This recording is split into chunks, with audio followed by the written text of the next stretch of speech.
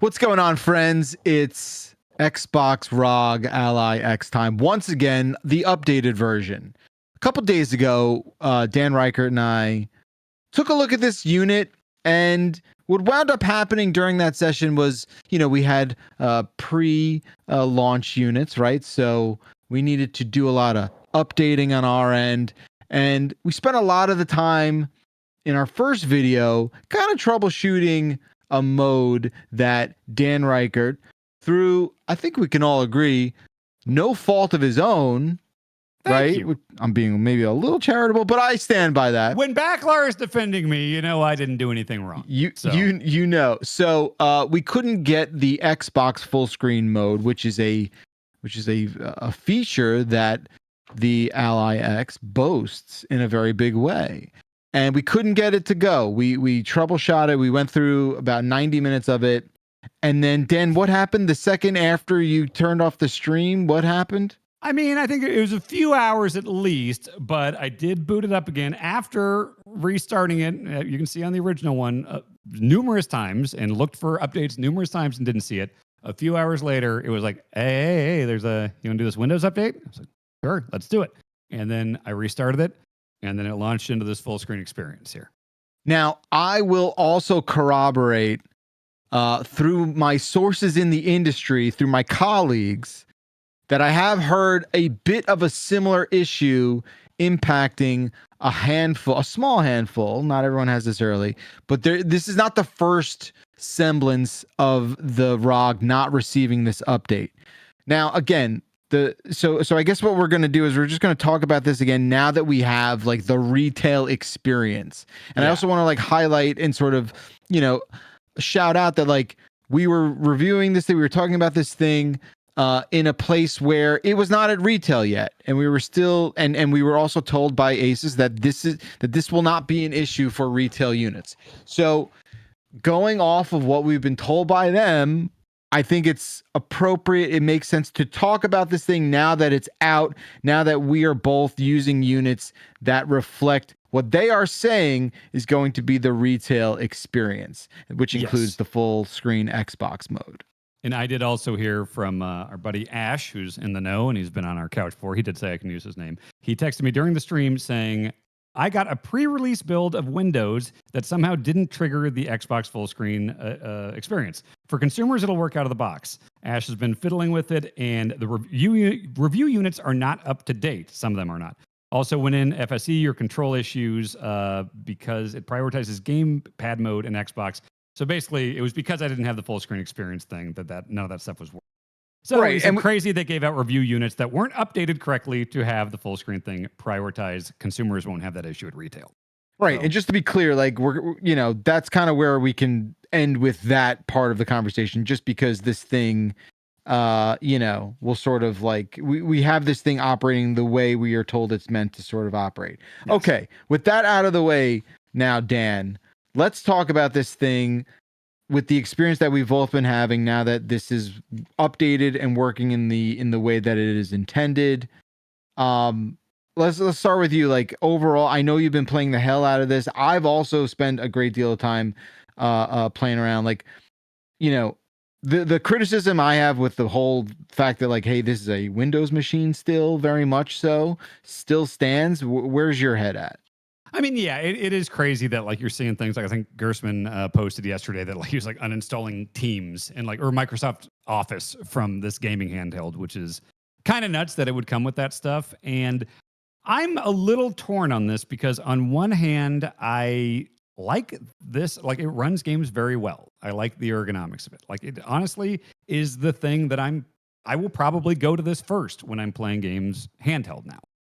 It's got, but the issue is, and the question and the comment that people keep saying is, this thing is $1,000. Oh yeah. It costs $1,000, which is a lot of dollars. You can get a lot of other things with that. So if the question is like, would I spend $1,000 on this? I don't know. I like having all the newest stuff, but with what we do, this was sent to us. I'm glad it was because I like the thing and I'm going to use it a lot. But boy, that $1,000 question is like it's somebody who wants to have something like this. Like, what is the Steam Deck? What is the OLED, retail for right now? The Steam Deck OLED. I don't know offhand, but it Was it is like 500, 600? certainly not $1,000. Not 1,000. So I'm sure someone in the chat will tell me now. Oh yeah, TurboShun says you can get a Switch 2 and a Steam Deck OLED for the same price as this. Okay, so it's $550 for the base model of the Steam Deck OLED. So like that's the thing. If anybody asked me like, should I get the ROG Xbox Ally X or a Switch 2 and a Steam Deck OLED, I would say obviously go with the two other ones. You'll cover all your bases there. You'll get Nintendo first party. You'll get all these PC games.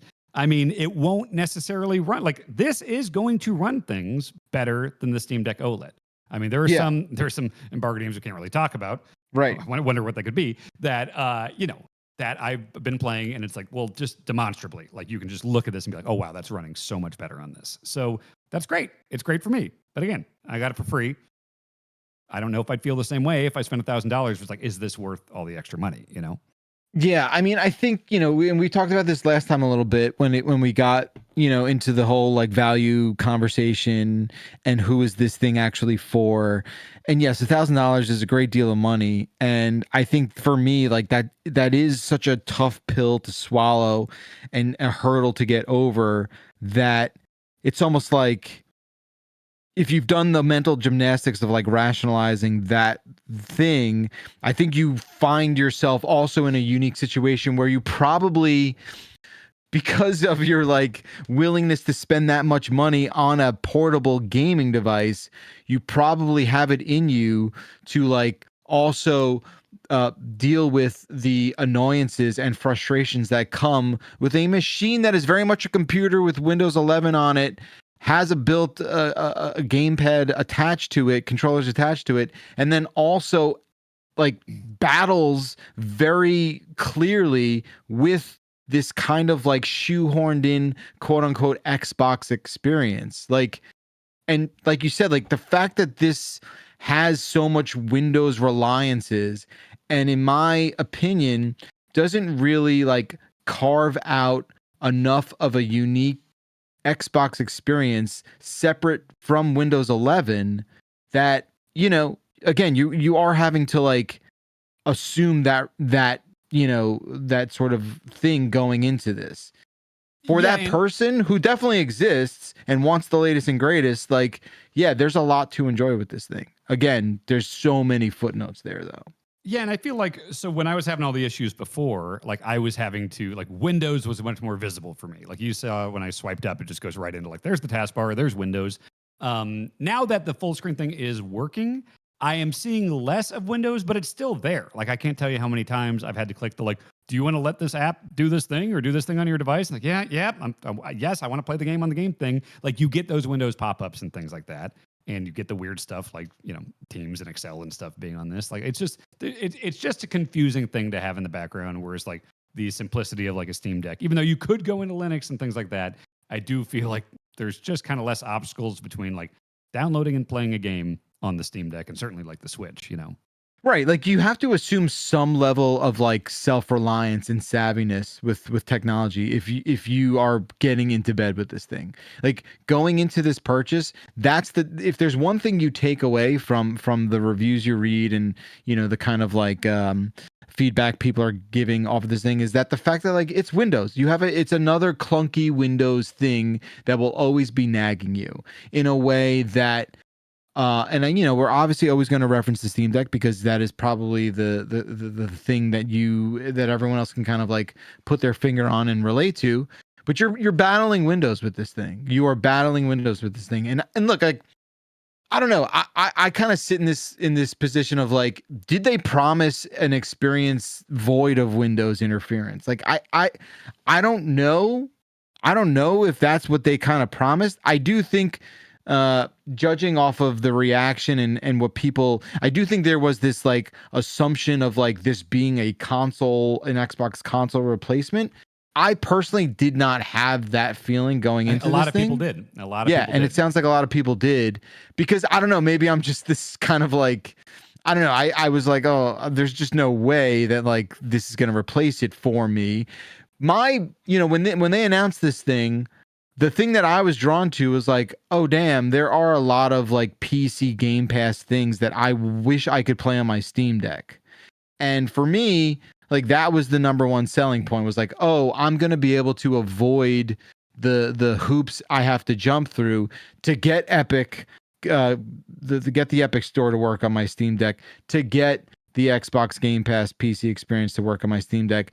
That's now an afterthought, and I have a much more powerful game playing machine in my hand. And that's like where my head's at with this, right? Like, and for that, and my willingness to hack and DIY and finagle and be savvy enough to like handle the requirements, like, yeah, I can square it. I can make that work for me. But that's not a universal thing for everyone. You are also so just kind of knee deep in this stuff and aware of and capable of like certain tech things that I think your average consumer or like Xbox fan, there are like obviously a ton of like Xbox fans and console fans and whatever that like know computers very well, but there is also like a casual gamer who's just like, okay, I'm an Xbox guy, I'm a PlayStation guy, and doesn't really delve into PC stuff or whatever. And you just see the headline that like, here is the new Xbox handheld. It's like, sweet, a portable Xbox. Like, oh, this is their like, and you would assume that like your Xbox console games, like you knew it wasn't. I mean, I kind of assumed I'd be able to play that stuff. I heard MinMax was talking about it this week, and they were also like, oh, weird. I mean, I think so. Imagine if like people that like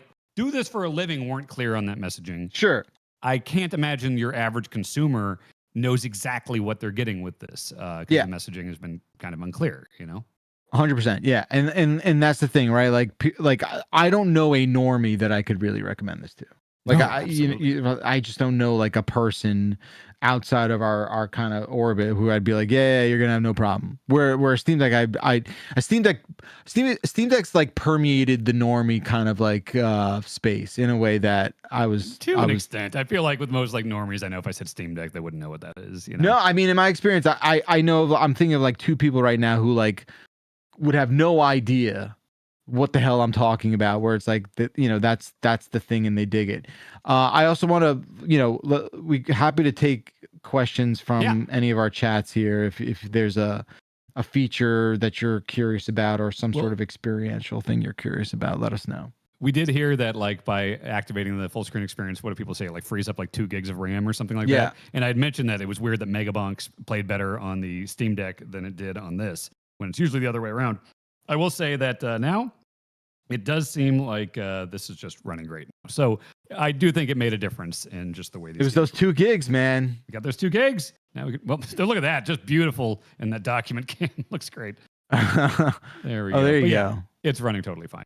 So okay, that's good to know. Yeah, so like there have been improvements, but like even before, like it's there are some high fidelity games that were like running impressively well on this thing. So. But yeah, there's just weirdness too. All the stuff that we said in that first video about like, just this Xbox button, the Armory Crate button, this library button. It's like, so I can't tell you how many times I've accidentally pressed this thinking this is where start is. Start's down here, which is the 3 horizontal lines. Yeah. And then if you hit the 3 vertical lines, which is library. So that brings you to here, back to my library. But if you can hear, Megabonk is still playing in the background. So like this happens all the time where it's like, oh, fuck. Okay, wait. Now how do I get back to Megabonk? Oh, do I swipe up? Yep. Okay. So I can do it over here. And if I want to close it, I guess you can close from the main menu, or you could just hit the X here or go to Steam. And it's just, there's so many different things talking to each other that the possibility of just very confusing things like, oh, how do I get to this thing? How do I close this thing? How do I open this thing? Like pops up more than I would like.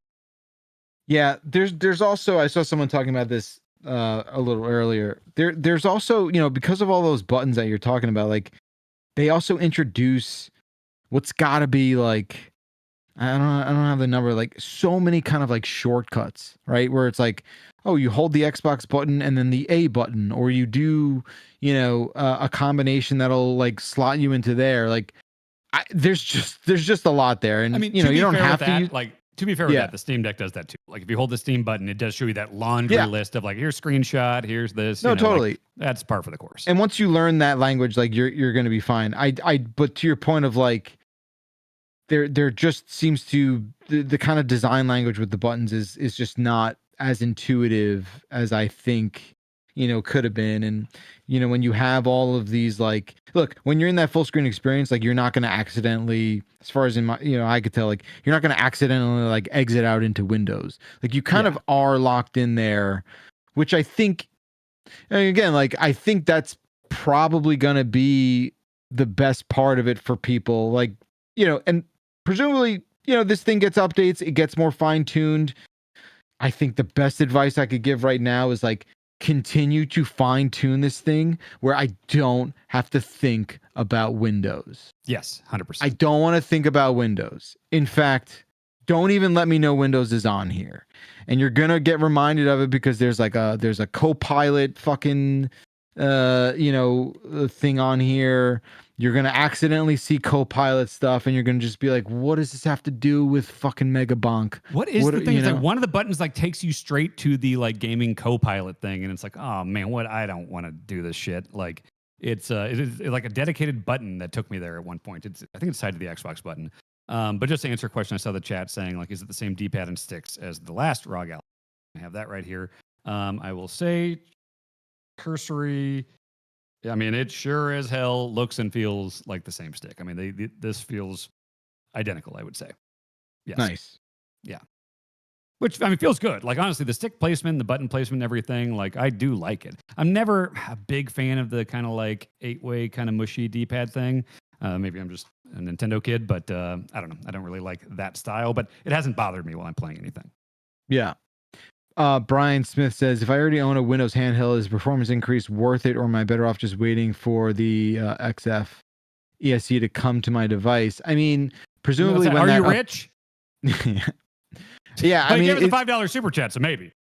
Yeah, I mean, like it depends on like the difference between the specs on your current device and what this new one has. I think I don't know what the full screen experience retroactively installed on existing devices is. I don't know if it's like a blanket of like they all free up RAM. I don't know how that works. But yeah, it's tough to. I feel like if that's what you're basing your upgrade on, you have to also remember that like that full screen experience is coming to your device retroactively.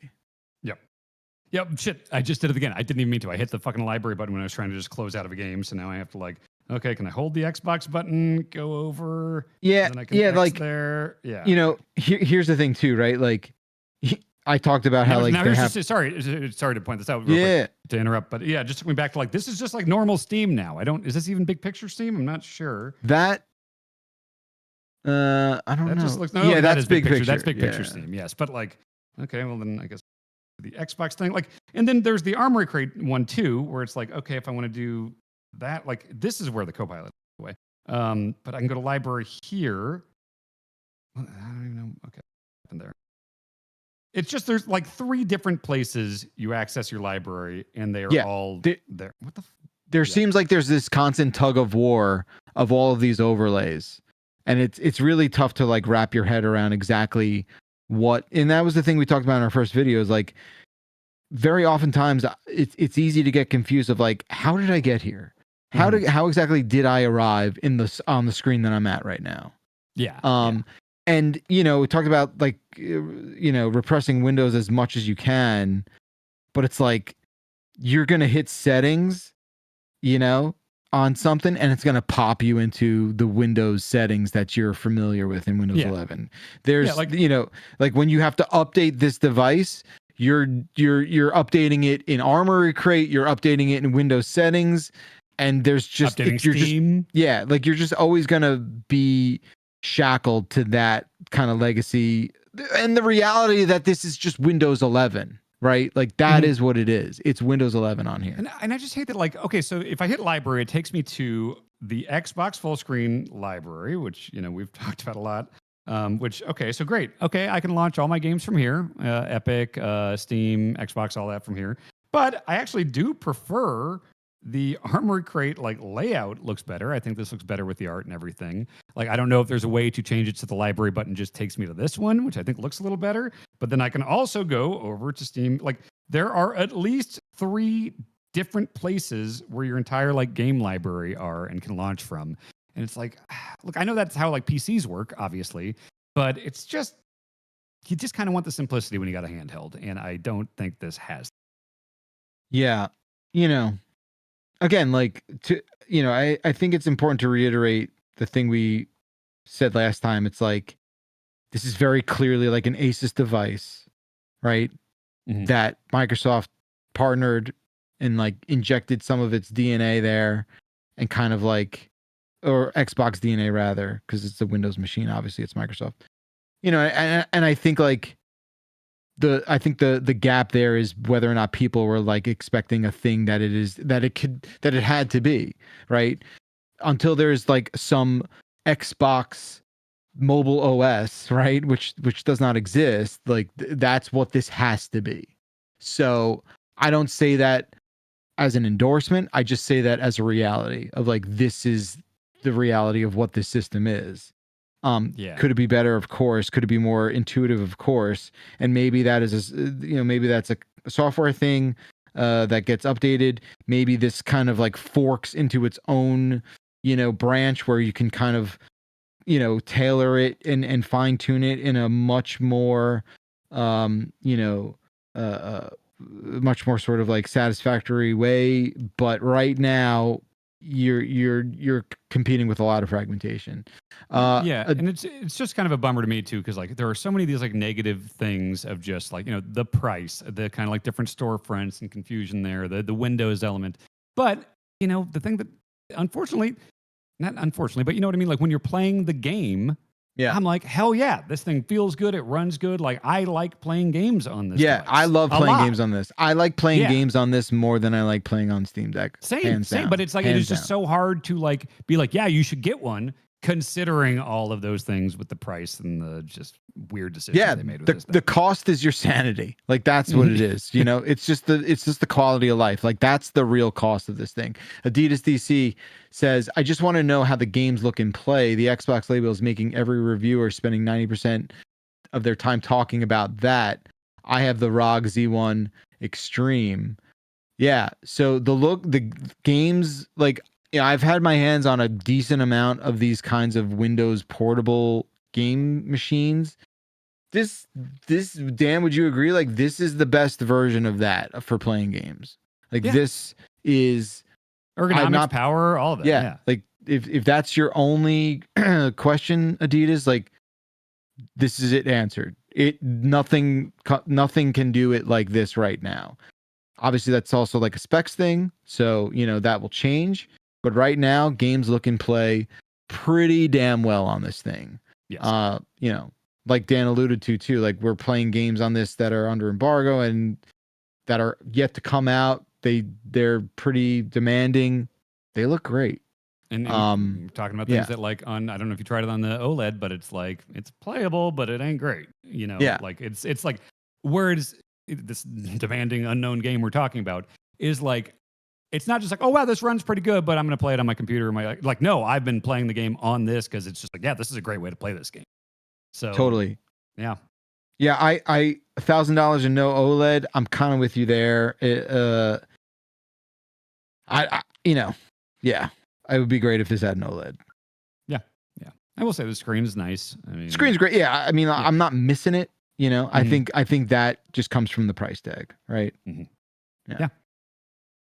Yeah, it's just a weird one, Jeff, because it's like, it's a weird one. I'm gonna keep using this thing. I'm gonna like playing games on this, but simultaneously, I don't think I will ever be able to just go on a podcast and be like, yeah, get one. We got rich friends that are like, yeah, sure, get it. You got to get everything new. Sure, yeah, you're rich, but just the average person, like, how could you justify it? Yeah. Let's this is taking a while to load. Yeah, let's take a look at the gameplay a little bit here, and then we can get out of here. Sure. Unfortunately, yeah, that's the reality. Is like, it's just not it's not a binary answer to that question. It's not a yes or no. It's a very much it depends.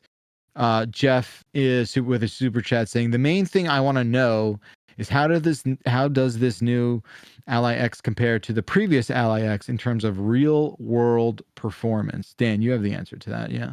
In terms of real world, like what specific performance? I guess just like overall, like from the Ally X to the Xbox Ally X. How would you?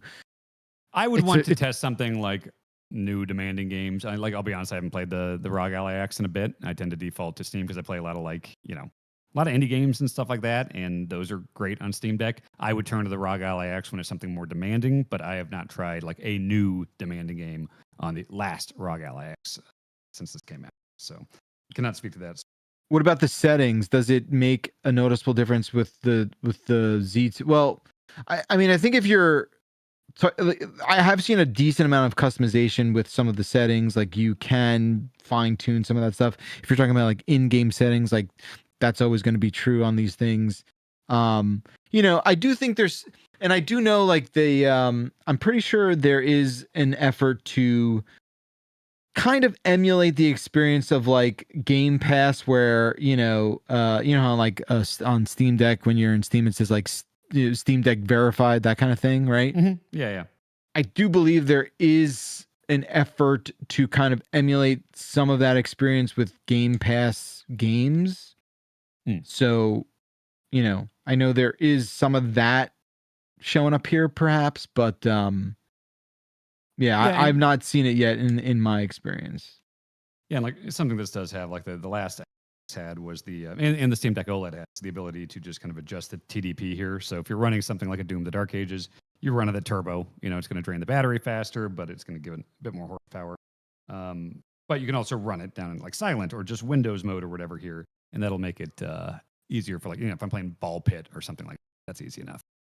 Right. But this, crank it up. We'll see how it actually plays. Let me skip that cutscene. People are saying it's around 15 to 20% better, according to benchmarks from the last time. Okay, so I will say here, again, we are doing this over a Discord call, so you are not getting the full effect, but looking at it with my human eyes in person, this is very smooth. This runs great. And honestly, I tried this before the FSE update went through properly, and this is running better than that, like Megabonk was. I wonder if I can I crank up the Discord quality here? Let's put that at 60 and see if this makes a difference. And I'll put it 1080. Maybe this breaks everything. Jan, sorry if this fucks anything up. Okay. And it still definitely doesn't look as good on the Discord as it does on the screen. But yeah, I mean, this looks awesome on here. I would totally play a full game like this, like a demanding full game. Hell yeah. Yeah. Yeah, what a weird one, Jeff. This is it is tough to recommend, but I do like playing games. Yeah, just caught in the middle there a little bit, but you know, that's how it goes with this kind of stuff. But hopefully, you know, we wanted to do another video just to update. Obviously, we spent a lot of time messing around with some of the pre-production gripes that were going on there, but you know, the final version experience, hopefully we've been able to demonstrate exactly what that kind of looks and feels like. And yeah, we're happy to answer more questions. If you want to hit Dan or I up, happy to do it. I think that's all we've got for today, though, folks. So Dan Reichert, thank you so much for taking another look at the Xbox ROG Ally X. And yeah, we'll keep the conversation going, and we will see you all very soon. Thanks for tuning in.